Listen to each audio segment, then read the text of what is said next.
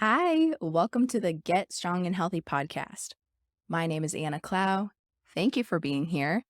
Today, we're going to talk about food and more specifically, your relationship with food. What we're talking about today is how your food issues are likely not food issues. What does that mean? Means that there's typically something deeper that is leading to you struggling with food, driving you to overconsume, consume things that you don't want to be consuming.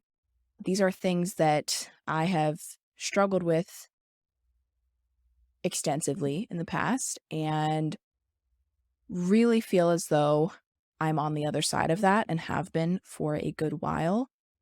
And I've learned a lot. I am not speaking to eating disorders. If you feel you have an eating disorder, a true eating disorder, I would recommend you go see some professional to get help with that. This is for the person who just kind of struggles with food. We'll kind of get into the nitty-gritty of what this can show up as and look like. And to preface this message, I've been through all of these. My health and fitness journey has kind of taken me through kind of the ringer, I like to say, with these different issues. And it really has taught me a lot and has made me a better coach, a more empathetic and understanding coach for those that do struggle with their food behaviors. So today we're going to be talking all about the psychological piece of this equation. However, we cannot forget about the actual physical piece of what's happening when we are consuming ultra-processed foods, right? Those are engineered and designed to be overconsumed. They are designed in a lab to be the absolute best combination of sugar, fat, and salt to activate your, neurotransmitters at the highest level to drive you to overconsume. I haven't read this study myself, but I heard someone quote this study where they had a group of people consume ultra-processed, hyper-palatable foods and another group that did not. And the groups were told to eat as much as they wished. And the group that consumed ultra-processed foods on average consumed 500 calories more per day than the group that didn't. And that just goes to show the power of what kinds of foods you are eating and the impact that that can have on your behavior. Sure, you can try and white knuckle it with making a ton of ultra processed foods fit your macros, but how's that going to play out for you in the long term? I've tried to do that many times myself, and I do find myself falling into that pattern of, I'm tracking macros. I start to slowly fill my day with a bit more things that, I know don't really serve my body as well. They're a bit more ultra processed and they drive me to want to eat more. And then maybe I stop tracking macros and kind of my appetite's way, my appetite, my cravings, I'm just consuming more than I would be if I were choosing whole foods. Okay. What do I mean by whole foods? Think about, you want to kind of eat more things that are from the earth, that are not processed as much. They're not engineered in a lab. They are as close to, the natural thing that grows out of the ground or on a tree or whatever as you can get it. And so we're not here to talk about, balance with food and all of this kind of tactical stuff with nutrition that is very important. We're here to talk about the psychological piece. So the first thing I see playing into someone's issues with food is a deep-rooted insecurity or issues with their body. And this is where I started in my kind of borderline binge eating season, was feeling very like I didn't like my body. And that manifested in then food behaviors that were ultra restrictive, which then led to like binge eating tendencies. And that led me to gain weight, had even worse body image issues, and it's just a cycle that kind of perpetuates. You feel like crap about yourself, and then you try and restrict your food, and then that can't last very long, and you rubber band the other way and you eat everything in sight. Does that sound familiar to you? Because this is something that can be very common, especially this can be with anyone, but this does especially show up in women. And I tend to see this a lot in the like college age, high school demographic of women. And it is very sad when girls try to this is very, very close to leading down eating disorder territory, right? And so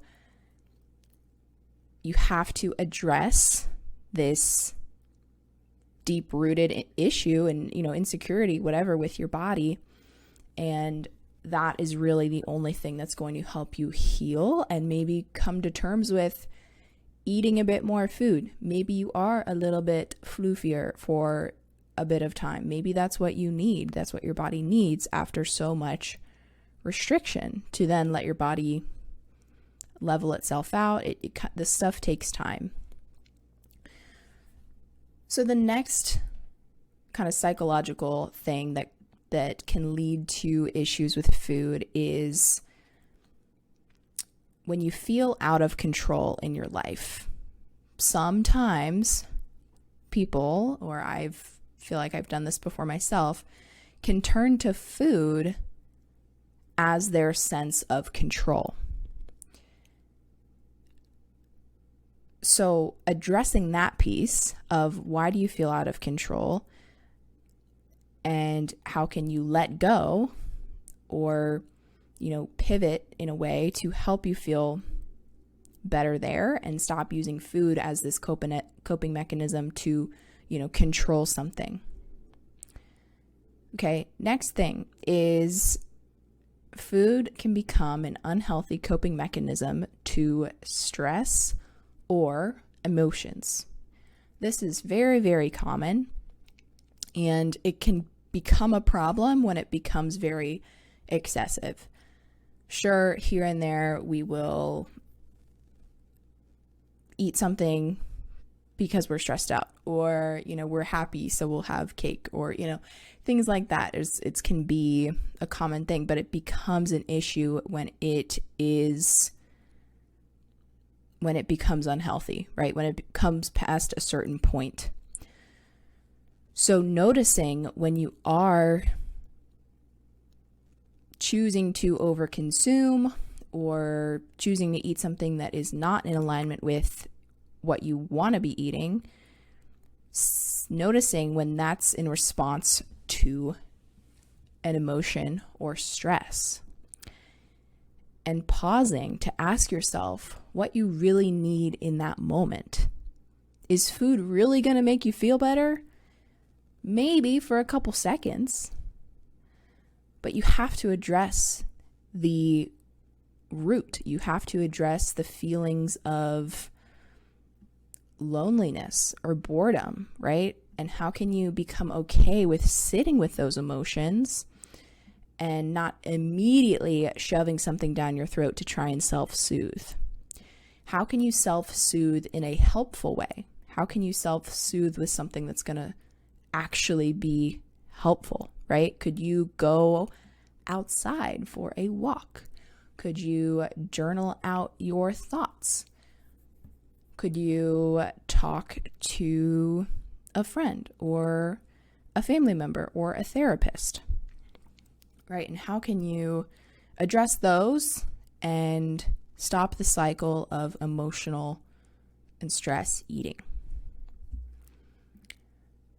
Lastly, is a lack of a fulfilling life or deep health, which will lead to maybe over consuming or using food to fill a void. This one is, well, they're all pretty heavy, but this one is heavy, right? Looking at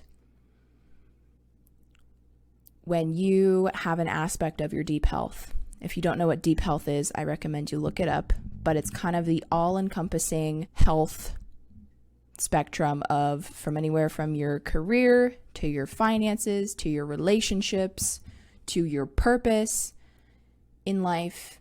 These are all things that play into deep health. And when that is not in a good spot, sometimes that can lead to using food, like to fill that void, right? Or it's coping with these emotions that are very heavy, right? So the last two are pretty similarly tied. So I hope this message really resonated with you or kind of made sense, helped you kind of understand maybe where your issues with food could be stemming from. And again, I recommend if you are assuming that you could have an eating disorder or anything like that, getting professional help. These are all things that have come up for me in my journey. They've never gotten to a point where I needed professional help. These have been things that I've been able to work through on my own by doing the internal work. And I shouldn't say on my own. I have had nutrition coaches, fitness coaches. With those coaches, I've been able to work through things like emotional eating, and not to a point where my coach is stepping outside of their scope of practice, but they're really helping facilitate a space where I can be reflective and kind of understand my behaviors and where they might be coming from. Just a thought or something to leave you with is at the start we talked about hyperpalatable, ultra-processed foods and the impact that can have on your consumption. The one other thing I wanted to mention when it comes to like the tangible, tactical piece of food consumption and how it can drive your behavior is your carbohydrate timing and choices of your carbohydrate sources.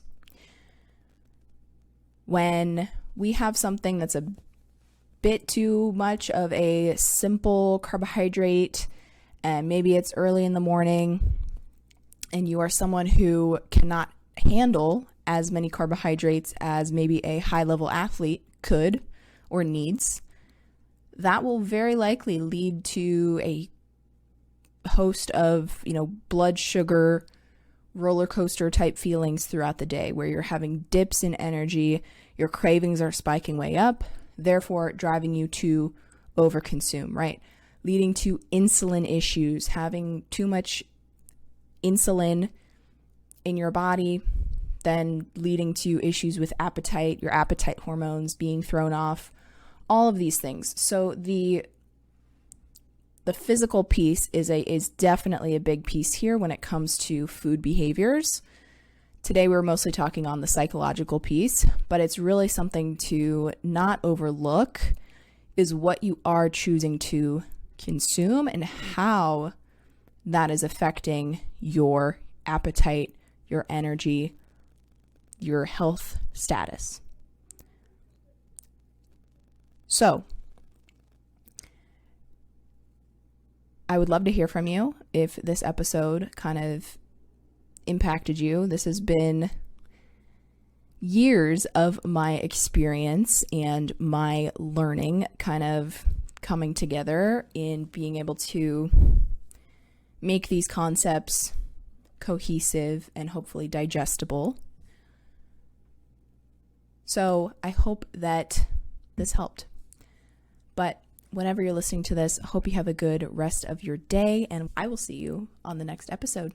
Bye.